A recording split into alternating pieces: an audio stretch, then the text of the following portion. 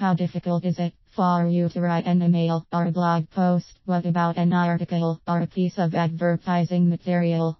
We all have to create different pieces of collateral for various reasons in business, and there are some that you, as with me, are more comfortable doing than others.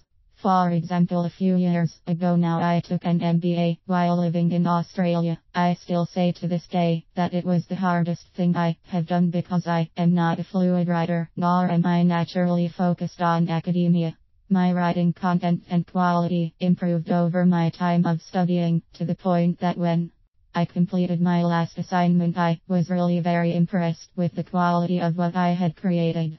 The reason for telling this story is because I believe that I achieved a merit overall for my studies, but with the help of my wife Proof, reading my assignments more so in the early days, I achieved a very good distinction.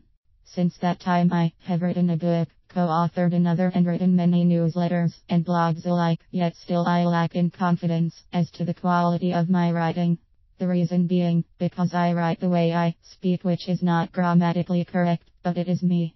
Do the sentences always flow correctly? Are they repeating a message that has previously been stated, or is it just waffle and makes no real sense? All these questions go through my head when I am writing, as they are at this exact moment in time.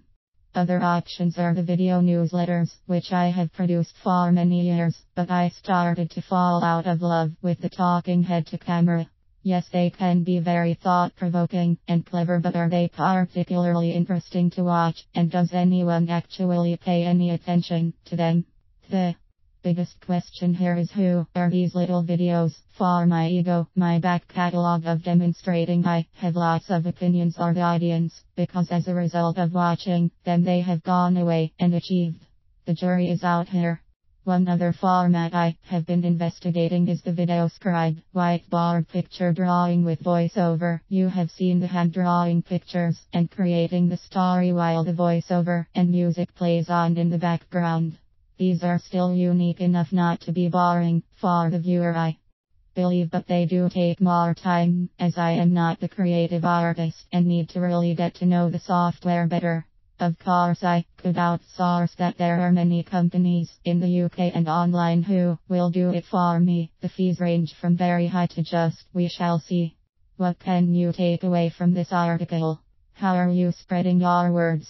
I am not focusing here on how you broadcast your words, just how you create and turn them into a format that can then be promoted via social media or old school postal methods. The simple act of dictating a newsletter into your smartphone and then getting it transcribed stops you from having to think about any of the writing itself. I recently completed a 5,000-word assignment, of which the first 60% of the document was transcribed from an interview session, speeding up the whole process enormously. If you need some help, just ask. Happy to help where I can. For my future broadcasts, what medium would you prefer to receive from me?